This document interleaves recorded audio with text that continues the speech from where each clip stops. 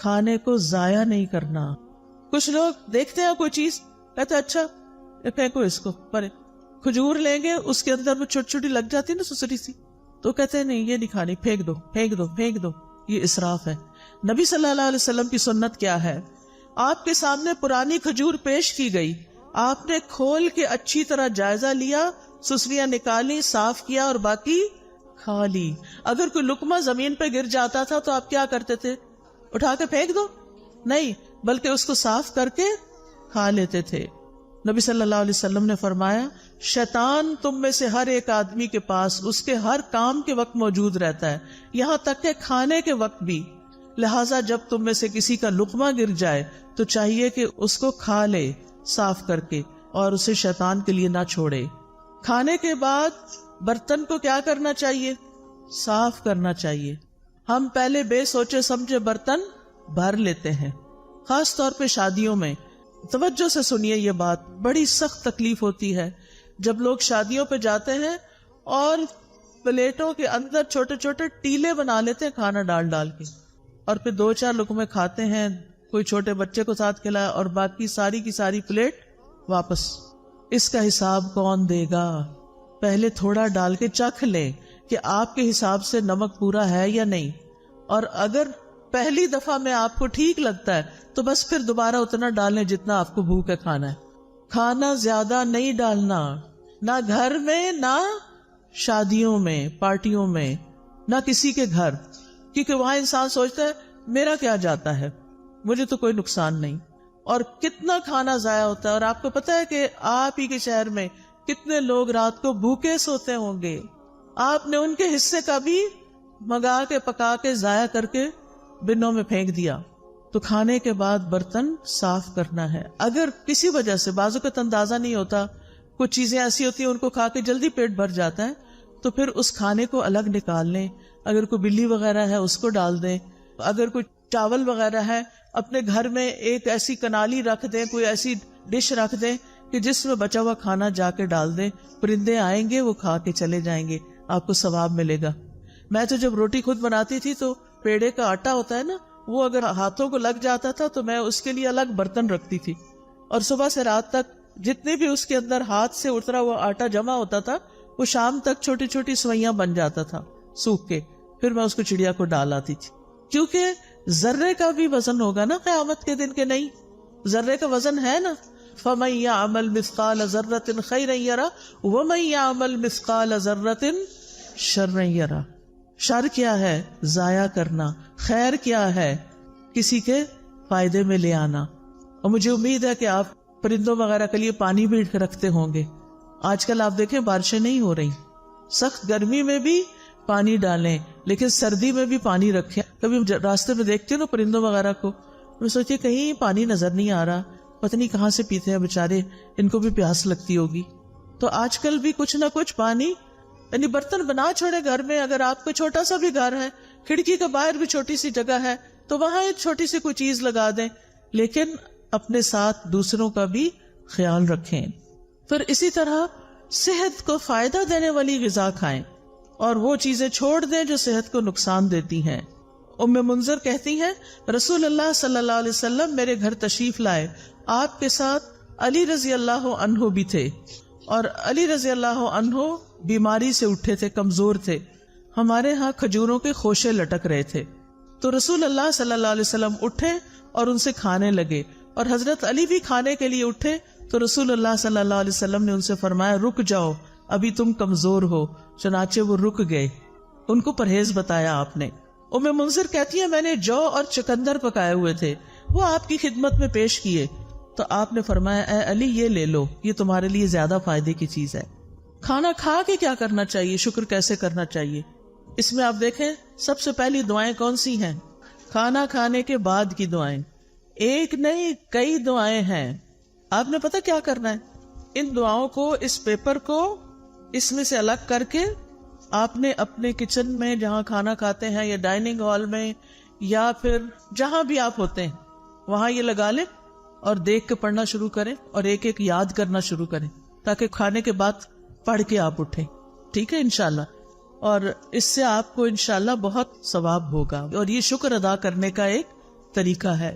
مثال کے طور پر آپ دیکھیں، اللہم بارک لنا فیہ وَأَطْعِمْنَا خَيْرًا مِّنْهُ، اے اللہ ہمیں اس کھانے میں برکت عطا فرما اور ہمیں اس سے بہتر کھلا. سبحان اللہ. ہر دفعہ کھانا کھا کے اگر آپ یہ دعا مانگتے ہیں کہ اللہ ہمیں اس سے بہتر عطا فرما، تو کیا ہوگا؟ شکر ادا کرنے والے کو کیا ملتا ہے؟ بہتر ملتا ہے. پھر الحمدللہ الذی اطعم وسقا وصوغہ وجعل لہ مخرجا، تمام تعریفیں اللہ کے لیے ہیں جس نے کھلایا پلایا اور اسے جسم میں پیوست کیا، یعنی ہمارے جسم کا حصہ بنا اور اس کے نکلنے کی راہ بنا، یعنی جو ویسٹ تھا وہ بھی جسم سے نکل گیا. اور اسی طرح باقی دعائیں بھی ہیں. میں نے یہ دعائیں اپنے کچن میں لگائی ہوئی ہیں اور الحمدللہ پڑھنے میں بہت آسانی ہوتی ہے. پھر اس کے بعد کھانے پینے میں اسراف سے بچنا ہے. یہ بڑا اہم سبق ہے.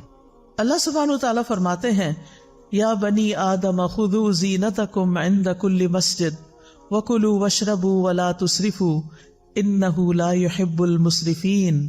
اے آدم کی اولاد، ہر نماز کے وقت اپنی زینت لے لو، یعنی لباس میں نماز پڑھو، اور کھاؤ اور پیو اور حد سے نہ گزرو، بے شک وہ حد سے گزرنے والوں سے محبت نہیں رکھتا. اسراف کسی بھی چیز میں پسندیدہ نہیں، نہ لباس میں اور نہ کھانے پینے میں اور نہ کسی اور چیز میں. اسراف کیا ہے؟ نمبر 1، ضرورت سے زیادہ کھانا پینا. لوگوں کو اسراف کا مطلب نہیں پتا. ضرورت سے زیادہ کھانا پینا، کھانے کی ہرس، اور ایک وقت میں کئی چیزیں کھانا. یہ بھی کھا لو، وہ بھی کھا لو، وہ بھی شکلو، یہ بھی کھاؤ، یہ بھی کھاؤ. اس وقت تو پتہ نہیں چلتا، لیکن جب ہضم ہونے پہ آتا ہے تو پھر تکلیف شروع ہو جاتی ہے. نمبر 2، ان چیزوں میں حد سے زیادہ خرچ کرنا. ایک ہے ضرورت سے زیادہ کھانا اور دوسرا ضرورت سے زیادہ خرچ کرنا. مثلا آپ گروسری کے لیے گئے ہیں، آپ وہاں دیکھتے ہیں سجے ہوئی چیزیں ہیں، زبردست سبزی پڑی ہے اور زبردست چیزیں اور پیکنگز میں پڑی ہیں. آپ کہتے ہیں پتہ نہیں پھر کہا بھائی یہ بھی لے لو، یہ بھی لے لو، یہ بھی خرید لو، یہ بھی خرید لو، یہ بھی خرید لو. اب آپ دیکھیں مشکل کیا ہو گئی ہے کہ بڑے بڑے سٹورز بن گئے ہیں، بڑے بڑے مالز بن گئے ہیں. اگر آپ نے ایک سمپل چائے بھی لینی ہے تو پہلے زمانے میں کیا ہوتا تھا، چھوٹی سی کارنر پہ دکان ہوتی تھی، وہاں ایک ہی قسم کی یا زیادہ زیادہ 2 قسم کی چائے پڑی ہوتی تھی، اور آپ جو پیتے تھے وہی چائے دوبارہ کسی بچے کو بھی پیسے دے کے منگا لیتے تھے. اب کیا ہوتا ہے، آپ مال میں جاتے ہیں اور چائے کی اتنی قسمیں ہیں کہ آپ کہتے ہیں کہ اچھا یہ بھی آ گئی، یہ تو لگتا بہت اچھی ہوگی، چلو یہ بھی ٹرائی کر لیتے ہیں، وہ بھی، یہ بھی، وہ بھی. بہت ساری چائے خرید کے گھر لے آتے ہیں طرح طرح کی. اب تو مجھے لگتا ہے ہر چیز کی چائے بن گئی ہے. اچھا اب گھر لاتے ہیں، اب آپ ایک پیتے ہیں، آپ کو ہائے ہائے یہ تو اچھی نہیں لگی، اس کو پرے پھینکو، پھر دوسری، پھر تیسری، اور کچھ تو کھولنے کی نوبت نہیں آتی. اور پھر ایسے ہی پیک ڈبے جب ایکسپائر ہو جاتی ہے نا ڈیٹ، تو پھر اٹھا کے کیا کرتے، بن میں پھینک دیتے ہیں. نہ اپنے کام آئی نہ کسی اور کے کام آئی. یہ آپ نے کیا کیا؟ اسراف. سمجھ آئی اسراف کی؟ کس کس کو اسراف کی سمجھ آئی ہے؟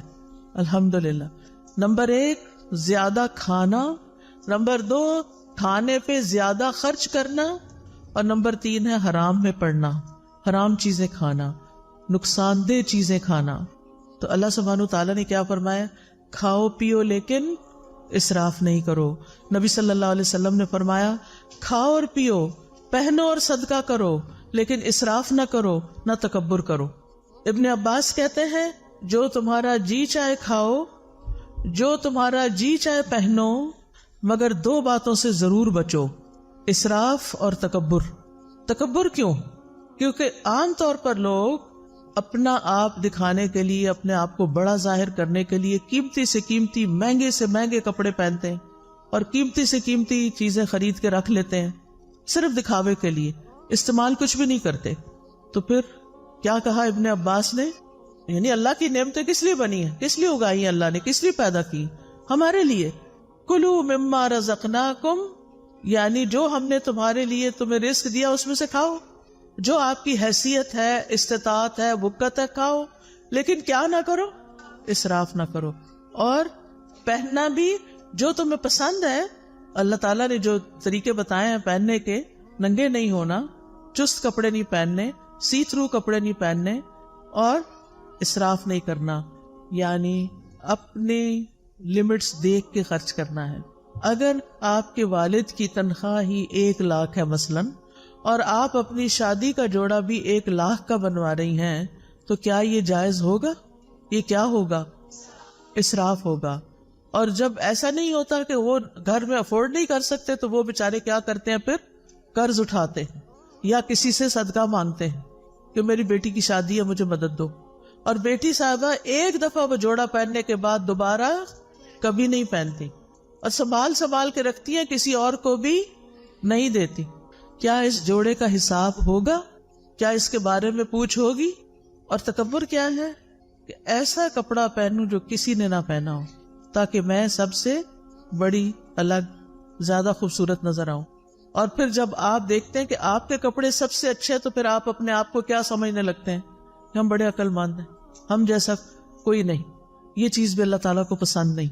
نبی صلی اللہ علیہ وسلم جب اپنے صحابہ میں بیٹھے ہوتے تھے تو کوئی پہچان نہیں سکتا تھا جو باہر سے آتا تھا. آپ ایسے ڈریسز نہیں پہنتے تھے کہ جس سے آپ بہت دوسروں کے مقابلے میں نمایاں ہوں. اس آیت کے بارے میں طبیب کہتے ہیں کہ اس میں پوری طب شامل ہو گئی. یعنی کھانا پینا ہے لیکن اسراف نہیں کرنا، تو آپ بیمار ہی نہیں ہوں گے. پھر اسی طرح یہ کہ کھانا پینا زندگی کا مقصد نہ ہو، اعتدال کے ساتھ بقدر ضرورت کھایا جائے. نبی صلی اللہ علیہ وسلم نے بدترین امتیوں کی کچھ خصوصیات بتائی ہیں. ہم سب اپنے بارے میں غور کریں کہ کہیں وہ ہم تو نہیں. بدترین امتی کون ہے؟ رسول اللہ صلی اللہ علیہ وسلم نے فرمایا، ان قریب میری امت میں ایسے لوگ ہوں گے جو طرح طرح کے کھانے اور رنگ برنگے مشروب طلب کریں گے. طلب کا کیا مطلب ہوتا ہے؟ آرڈر کرنا. طرح طرح کے کھانے اور رنگ برنگے مشروب طلب کریں گے. مثلاً آپ گئے ہیں کسی ریسٹورینٹ میں، آپ اٹھاتے ہیں مینیو، سارے اٹھا کے بیٹھ جاتے ہیں. پھر ہر کوئی کیا کہتا ہے؟ مجھے یہ کھانا ہے، مجھے یہ کھانا ہے، اس کو یہ کھانا ہے، اس کو یہ کھانا ہے. کافی ٹائم تو پہلے سلیکشن میں لگتا ہے. پھر آپ آرڈر کرتے ہیں، پھر گھٹا بھر کے بعد وہ کھانا آتا ہے، اور رنگ رنگ کا، اچھا یہ بھی منگا لیتے، یہ بھی منگا لیتے، یہ بھی منگا، یہ بھی ہو جائے، یہ بھی ہو جائے. اور ڈرنک میں پیپسی بھی ہو جائے، فانٹا بھی ہو جائے، فلاں بھی ہو جائے، فلاں بھی، جوس بھی ہو جائے. یہ ہے طلب کرنا. اور فرمایا طرح طرح کے کپڑے پہنیں گے، گفتگو میں بے احتیاطی کریں گے. یعنی بولتے وقت نہیں سوچیں گے کہ کسی بڑے سے بات کر رہے ہیں یا چھوٹے سے کر رہے ہیں، سچ بول رہے ہیں یا جھوٹ بول رہے ہیں. اور طرح طرح کی سواریوں پہ سوار ہوں گے. جن کے پاس ذرا زیادہ دولت آ جاتی ہے، پھر ان کو کیا شوق لگ جاتا ہے؟ ضرورت ہو یا نہ ہو، یہ گاڑی کا ماڈل بھی ہو، یہ بھی ہو، یہ بھی ہو، یہ بھی ہو. فرمایا وہ میری امت کے بدترین لوگ ہوں گے. آپ کے پاس اللہ کا دیا وہ بہت کچھ ہے، کھائیں، منع نہیں ہے، لیکن اسراف نہیں کرنا. ایک وقت میں بہت طرح کے کھانے نہیں کھانے، ایک وقت میں بہت قسم کے مشروب نہیں پینے. کہ ہمارا معدہ ہے یا کیا ہے؟ وہ بیچارہ کیا کرے گا؟ کتنی چیزیں ایٹ اے ٹائم ڈائجسٹ کر سکتا ہے؟ نبی صلی اللہ علیہ وسلم نے فرمایا، مجھے تمہارے متعلق گمراہ کن خواہشات میں سب سے زیادہ اندیشہ ان خواہشات کا ہے جن کا تعلق پیٹ اور شرمگاہ سے ہے. یعنی کھانے کے معاملے میں بے احتیاطی، اور پھر دوسری طرف زنا عام ہو جائے گا. اور فرمایا اور گمراہ کرنے والی خواہشات سے. ابن قیم کہتے ہیں دل کو بگاڑنے والی 5 چیزیں ہیں: لوگوں سے زیادہ گھل مل کے رہنا، خواہش پرستی، اللہ کے علاوہ کسی اور سے دلی تعلق رکھنا، زیادہ کھانا، زیادہ سونا. یہ 5 چیزیں دل کو خراب کرنے والی ہیں. اب اکثر لوگ کیا کہتے ہیں؟ سب کچھ ہے، دل میں سکون نہیں، خوشی نہیں. ایک تو ہم نے راتوں کو دن بنا لیا اور دن کو رات بنا لیا. راتوں کو دیر تک کھانے آرڈر ہوتے رہتے ہیں، اور پھر وہ کھانے کے بعد ہنسی مذاق، گپ شپ، ادھر ادھر کے، کوئی ویڈیو دیکھ رہا ہے، کوئی فلمیں دیکھ رہا ہے، کوئی کچھ کر رہا ہے. اور پھر جب آدھی رات گزر جاتی ہے پھر سوتے ہیں، اور پھر سونے میں فجر کی نماز چلی جاتی ہے. ایسی زندگیوں میں کیا برکت ہوگی، کیا رونق ہوگی، ایسے دلوں میں کیا اطمینان ہوگا. چاہے آپ نے 100 طرح کے اچھے اچھے کھانے کھائے ہوں، آپ کا دل خوش نہیں ہو سکتا. اس کے لیے آپ کو واپس قرآن و سنت کی طرف لوٹنا ہوگا. ابو سلمان دارانی کہتے ہیں جو زیادہ کھاتا ہے اس پہ 6 آفتیں آتی ہیں. نمبر 1، وہ مناجات کی حلاوت کھو دیتا ہے، اس کو اللہ سے راز و نیاز کی باتیں کرنی نہیں آتی، اس کی دعاؤں میں کوئی خشوع نہیں رہتا. نمبر 2، علم و حکمت یاد کرنے سے محروم ہو جاتا ہے، حافظہ خراب ہو جاتا ہے. نمبر 3، مخلوق پر شفقت سے محروم ہو جاتا ہے. کیونکہ جب وہ پیٹ بھر لیتا ہے وہ سمجھتا سب کے پیٹ بھرے ہوئے ہیں، وہ کسی اور کے بارے میں نہیں سوچتا، اس پر عبادت ثقیل ہو جاتی ہے، مشکل ہو جاتی ہے، اس کی خواہشات اور شہوت بڑھ جاتی ہے۔ سارے اہل ایمان مسجدوں کی طرف چکر لگاتے ہیں اور پیٹ بھرنے والا کوڑا کرکٹ کی طرف گردش کرتے ہیں، یعنی پہلے زمانے میں کوڑے کے ڈھیروں کے پاس لوگ جا کے رفع حاجت کرتے تھے، یعنی آج کل کی زبان میں، اور یہ بار بار واش روم کے چکر لگاتے رہتے ہیں، یہ بار بار ٹوائلٹ ہی جاتے رہتے ہیں۔ اذان تو ایک وقت پہ ہوتی ہے، نماز تو اپنے وقت پر ہوتی ہے، وہ یہ تو نہیں دیکھتی کہ اب کون ابھی تک آیا اور کون نہیں آیا۔ پھر آپ دیکھیں کہ کھانے کی شکر گزاری میں یہ بھی ہے کہ انسان اللہ کی مخلوق کو بھی کھلائے۔ قرآن مجید میں آتا ہے وَالَّذِينَ فِي أَمْوَالِهِمْ حَقٌّ مَّعْلُومٌ لِلسَّائِلِ وَالْمَحْرُومِ، وہ جن کے مالوں میں ایک مقرر حصہ ہے سوال کرنے والے کے لیے اور جسے نہیں دیا گیا۔ اسلام میں بھوکے کو کھانا کھلانے کا حکم ہے۔ نبی صلی اللہ علیہ وسلم نے فرمایا بھوکے کو کھانا کھلاؤ، بیمار کی تیمارداری کرو، قیدی کو رہائی دلاؤ۔ لیکن کتنا ظلم ڈھاتے ہیں ہم، کام والی رکھ لیتے ہیں اور اس سے کہتے ہیں اتنی تنخواہ دیں گے، کھانا وانا کچھ نہیں۔ آپ اپنے کچن میں اس سے سارا کام کراتے ہیں، کھانے کی خوشبوئیں اٹھ رہی ہوتی ہیں، جیسی آپ کو بھوک لگتی ہے اس غریب کو بھی لگی ہوتی ہے، اور جب آپ کھانا پکوا لیتے ہیں تو اس کو خدا حافظ کر دیتے ہیں، ہم نے تم سے کھانا نہیں باندھا ہوا، بس صرف تنخواہ دیں گے۔ اب وہ بیچاری گھر جائے، کیا خریدے اور کیا پکائے؟ مہنگائی کا حال تو اب سب کو پتا ہے۔ اگر اپنے ہی کھانے میں سے، جیسے نبی صلی اللہ علیہ وسلم نے فرمایا جو تمہارے لیے پکا کے لائے تو چند لقمے اس کو بھی اس میں سے کھلاؤ، اگر اس میں سے آپ اسے بھی دے دیتے ہیں، بٹھا کے کھلا دیتے ہیں، کتنا بڑا اجر کماتے ہیں۔ آپ کو گھر سے باہر جا کے صدقہ کرنے کی ضرورت نہیں پیش آئے گی اگر آپ گھر کے غریب ملازموں کو اچھا کھانے پینے کو دے دیتے ہیں۔ کیا حکم ہے؟ جو خود کھاؤ وہی ان کو کھلاؤ۔ کیا ہم اس پہ عمل کرتے؟ ان کا کھانا تو الگ بنتا ہے۔ اب آپ دیکھیں ایک کک جو کئی کھانے بنا کے آپ کے سامنے رکھ رہا ہے اور خود اپنے لیے دال بنا کے بیٹھ کے کھا رہا ہے، غریب، وہ آپ کے لیے دل میں کیسی محبت رکھے گا، اس کے دل میں کیسی کیسی تکلیف ہوگی کہ میں یہ سب کچھ صرف بنانے کے لیے، مجھے چکھنے کی بھی اجازت نہیں، اور میں اپنے سرونٹ کوارٹر میں جا کے دال ابال کے کھاؤں۔ کیسی کیسی زیادتیاں ہم کرتے ہیں۔ دوسرے کو کھانا کھلانا ایک مشکل کام ہے، انسان کے دل کے اندر بخل ہے، لیکن یہ تو کرنا ہی ہے کیونکہ اس میں اجر بہت زیادہ ہے، یہ انبیاء کی صفت ہے۔ قرآن مجید میں آتا ہے فَلَقْتَحَمَ الْعَقَبَةَ وَمَا أَدْرَاكَ مَا الْعَقَبَةُ فَكُّ رَقَبَةٍ أَوْ إِطْعَامٌ فِي يَوْمٍ ذِي مَسْغَبَةٍ۔ پھر وہ مشکل گھاٹی میں نہ گھسا۔ کیا ہے وہ مشکل گھاٹی؟ وہ گردن چھڑانا یا کسی بھوک والے دن میں کھانا کھلانا ہے۔ آج کل سردیاں ہیں نا، سردیوں میں بھوک زیادہ لگتی ہے، لیکن اس میں انسان کہتا ہے پھر میرا کیا بنے گا جو اس کو بھی کھلایا بیچ میں سے، تو لہذا سارا اپنے لیے رکھ لو۔ یہ مشکل کام ہے کھلانا، لیکن جس کو اللہ توفیق دے اس کے لیے بڑا ہی حلاوت والا کام ہے، اس کو کھلا کے زیادہ مزہ آتا ہے۔ جب حضرت ابراہیم کے پاس فرشتے آئے تو انہوں نے کیا کیا؟ یہ نہیں پوچھا کہاں سے آئے ہو، اجنبی لوگ، لیکن چلے گئے اور کھانا لے کر آئے۔ نبی صلی اللہ علیہ وسلم نے عورتوں کو بھی نصیحت کی، مسلمان عورتوں، تم میں کوئی اپنی ہمسائی کے گھر بکری کے ایک پائے کا کھر بھیجنے کو بھی حقیر نہ سمجھے، یعنی کھانا بنا کے یا بنانے سے پہلے اپنے ہمسایوں میں بھی تقسیم کیا کرو، کچھ نہ کچھ ان کو بھی بھیجا کرو، اس سے محبت بڑھتی ہے۔ جہنم میں جانے والے لوگوں کی جو خصوصیت سورۃ الحاقہ میں بتائی گئی وہ کیا ہے؟ انہ کان لا یؤمن باللہ العظیم ولا یحض علی طعام المسکین، کہ وہ اللہ بڑے عظمت والے پر ایمان نہیں رکھتا تھا اور نہ مسکین کو کھانا کھلانے کی ترغیب دیتا تھا۔ یعنی صرف خود کھلانا بھی کافی نہیں، اوروں کو بھی ترغیب دلانی ہے کہ وہ بھی کھلایا کرے۔ نبی صلی اللہ علیہ وسلم نے کیا حکم دیا تھا اپنے صحابہ کو کہ کھانے میں کیا کریں؟ پانی زیادہ ڈال لیں، شوربہ بنا لیں اور ہمسایوں کو یاد رکھیں۔ ابو درداء رضی اللہ عنہ اپنی بیوی کو مساکین کی وجہ سے زیادہ شوربہ بنانے کی ترغیب دیتے، اور لیٹلی آپ دیکھیں کہ ہم لوگوں کے کھانے کا سٹائل کیا ہو گیا ہے، شوربے والے کھانے تو غائب ہوتے جا رہے ہیں۔ اب ہم سب کی پسند کیا ہے؟ فرائیڈ یا روسٹ یا بنا ہوا کھانا، بس، جو معدے پہ ہضم کرنا بھی بڑا مشکل ہے۔ نہ ہم نے خود اپنے لیے فائدے کا کام کیا اور نہ دوسروں کو فائدہ پہنچایا۔ وہ کہتے تھے ہم نے ایمان لا کے آدھی زنجیر اتار پھینکی ہے، یعنی جہنم میں جانے والی، کیونکہ اس میں آتا نا کہ وہ کہا جائے گا کہ اس کو جہنم میں جکڑو زنجیروں میں، کیا ہم باقی بھی نہ اتار دیں، یعنی کھانا کھلا کے؟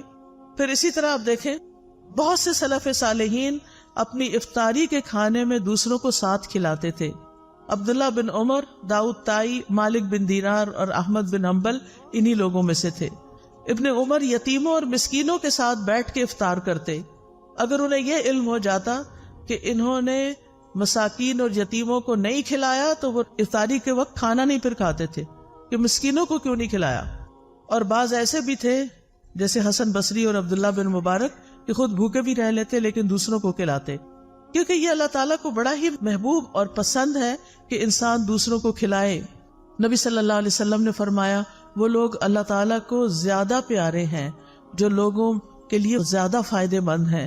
اللہ کے نزدیک سب سے پسندیدہ اعمال یہ ہیں کسی مسلمان کو خوش کرنا، اس سے کوئی تکلیف دور کرنا، اس کا قرضہ ادا کر دینا، اس سے بھوک کو دور کر دینا.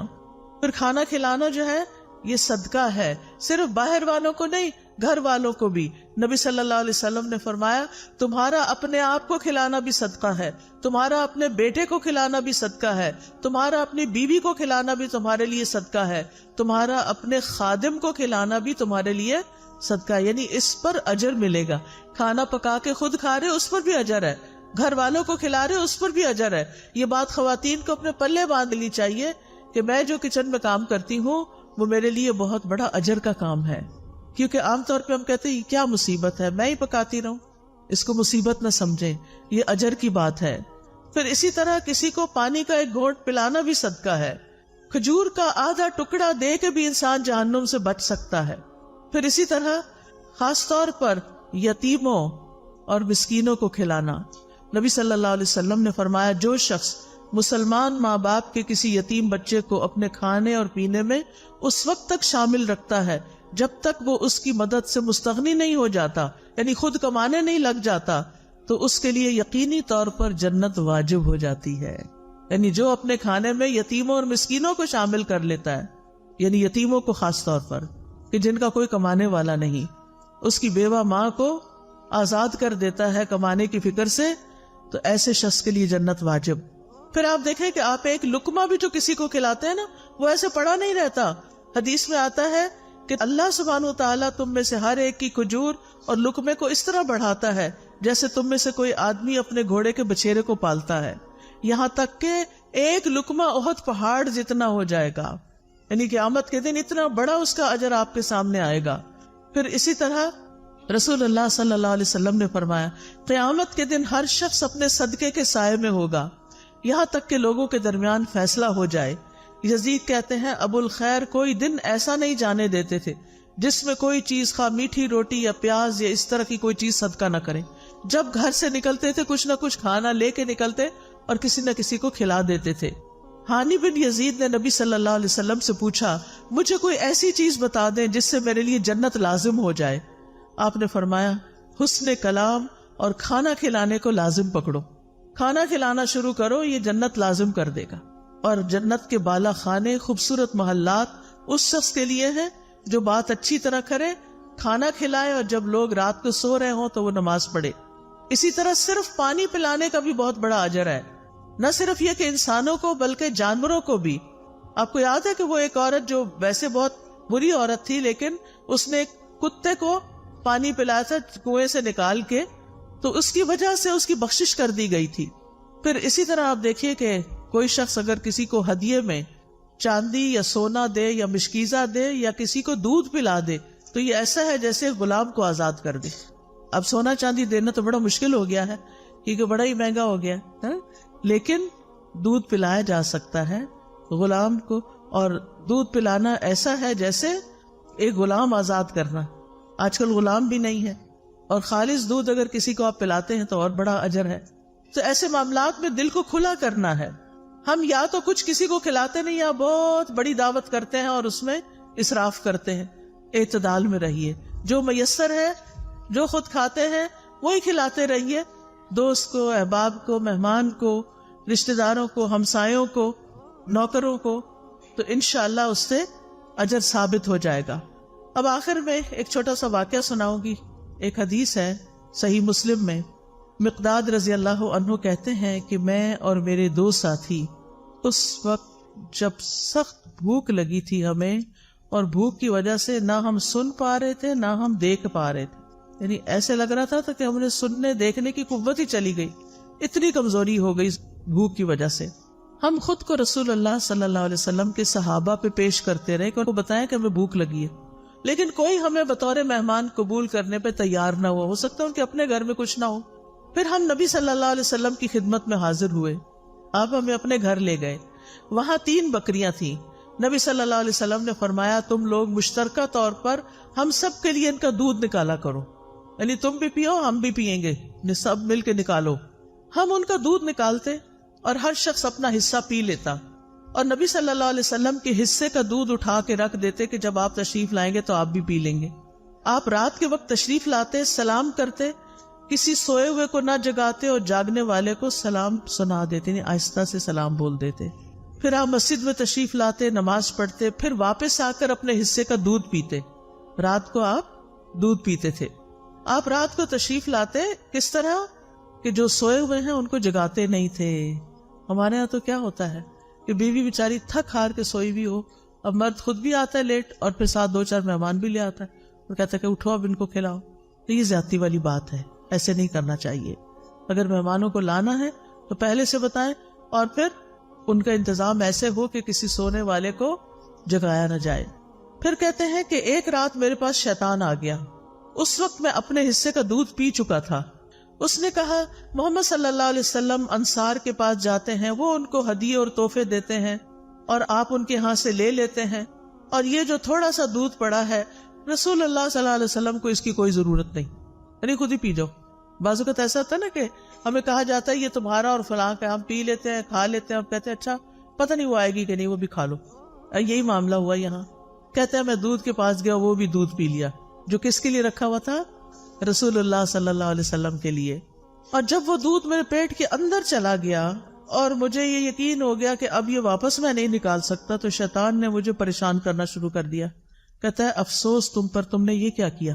یہ ہے شیطان، پہلے اس عمل کو خوشنما بنا دیتا ہے، جب کر لیتے ہیں تو پھر پریشان کرتا ہے کہ تم نے ٹھیک نہیں کیا، اور بے چینی لگا دیتا ہے۔ تم نے محمد صلی اللہ علیہ وسلم کا بھی حصہ پی لیا، اب وہ آئیں گے تو ان کو دودھ نہیں ملے گا اور ہر صورت تمہارے خلاف بد دعا کریں گے، پھر تم ہلاک ہو جاؤ گے، تمہاری دنیا آخرت برباد ہو جائے گی۔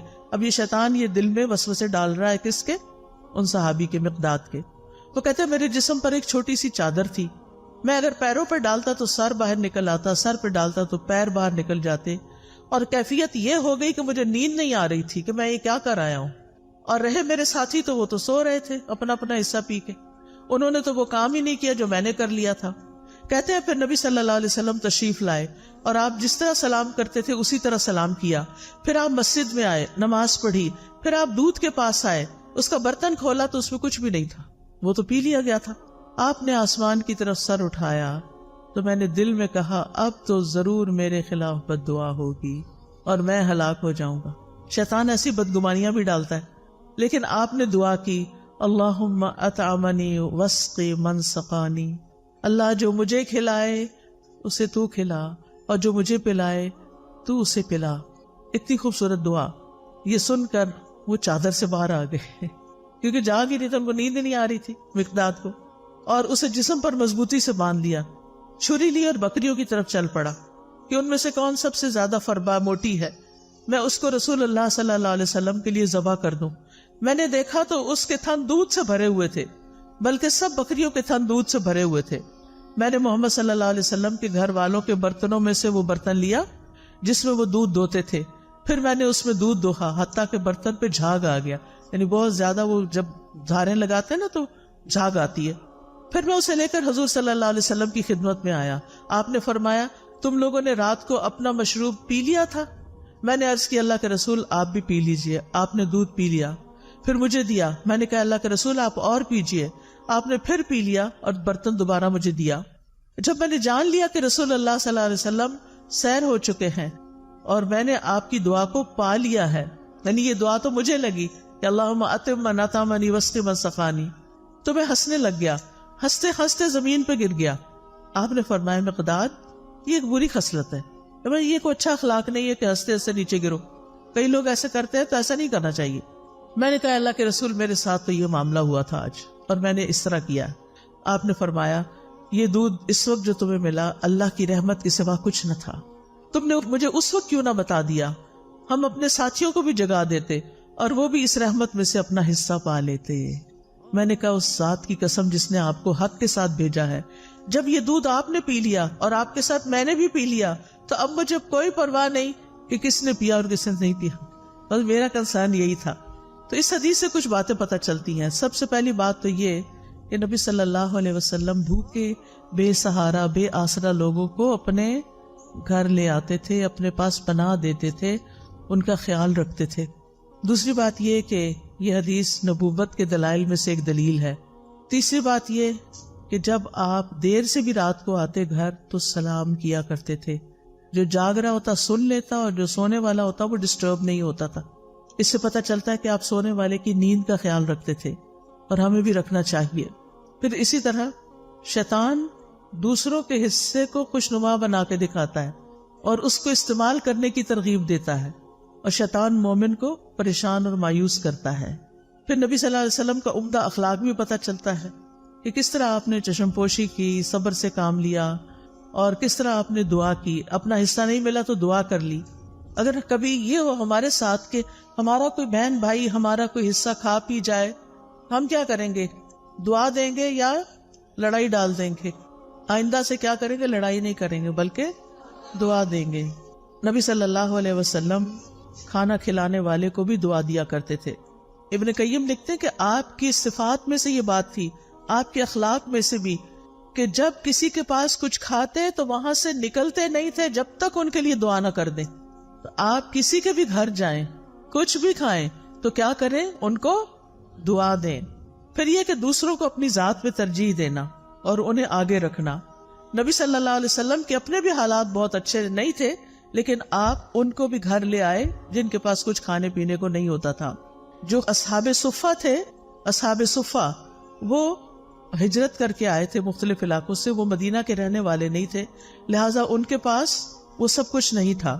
پھر آپ دیکھیے کہ آخری چیز کہ کھانا کھلانے والے کو دعا دینی چاہیے اور پہلے کھانا کھا کر خود دعا اپنے لیے پڑھنی چاہیے. یہ دعائیں میں پڑھ دیتی ہوں، ساری پروننسیشن آپ سن لیں تاکہ آپ کو بعد میں پڑھنا آسان ہو. اللہم بارک لنا فیہ واطعمنا خیرا منہ. اے اللہ ہمیں اس کھانے میں برکت عطا فرما اور ہمیں اس سے بہتر کھلا. الحمدللہ الذی اطعم وسقا وسوغہ وجعل لہ مخرجا.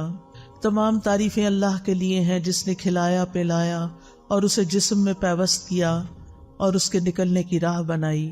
الحمدللہ کثیرا طیبا مبارکا فی غیر مکفی ولا مودع ولا مستغنا عنہ ربنا. سب تعریف اللہ کے لیے ہے جو پاکیزہ ہے، کثیر ہے، مبارک ہے. اس کھانے کو ہم کافی نہیں سمجھتے اور نہ اس کو چھوڑتے ہیں.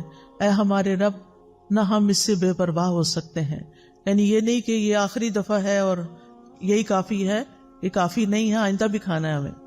اللہم اطعمت و اسقیت و اغنیت و اقنیت و ہدیت و احییت فلک الحمد علی ما اعطیت.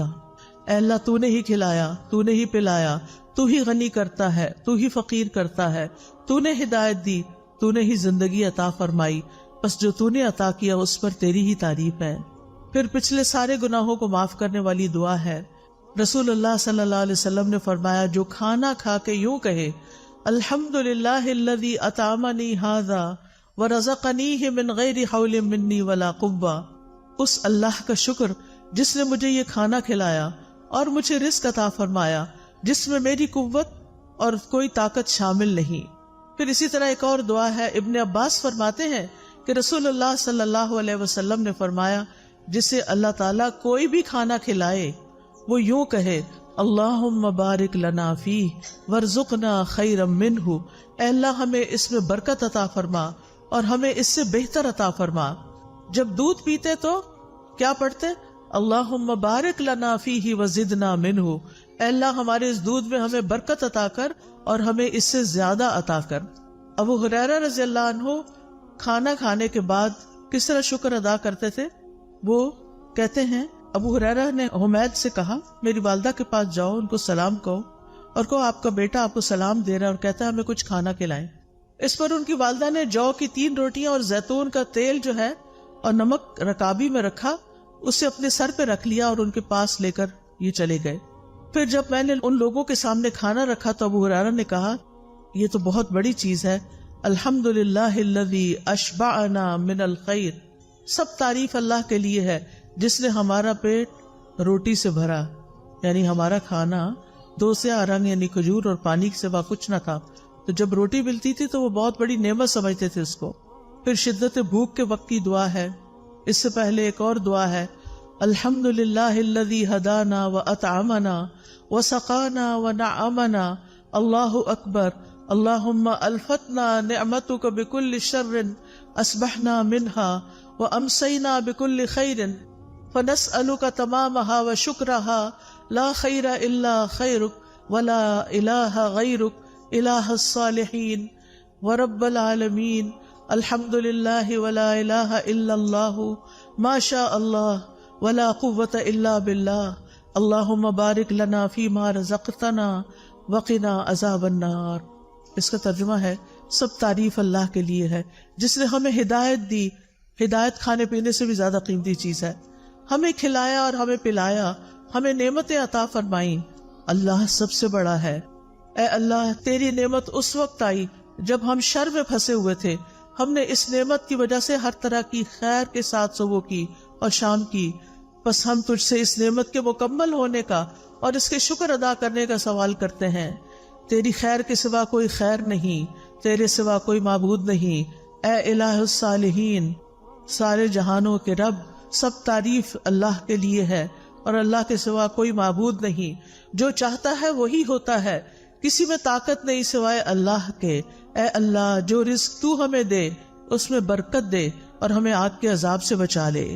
اور اسی طرح حضرت عائشہ فرماتی ہیں کہ نبی صلی اللہ علیہ وسلم رات کو بھوک کی وجہ سے کروٹیں بدلتے تھے اور یہ دعا پڑھتے، لا الہ الا اللہ الواحد القہار رب السماوات والارض وما بینہما العزیز الغفار، نہیں ہے کوئی معبود برحق مگر اللہ جو اکیلا اور زبردست ہے، آسمانوں اور زمین اور ان دونوں کے درمیان والی تمام چیزوں کا رب ہے، وہ غالب اور بہت بخشنے والا ہے۔ پھر اگر کوئی آپ کو کھانا کھلائے تو آپ کیا دعا کریں؟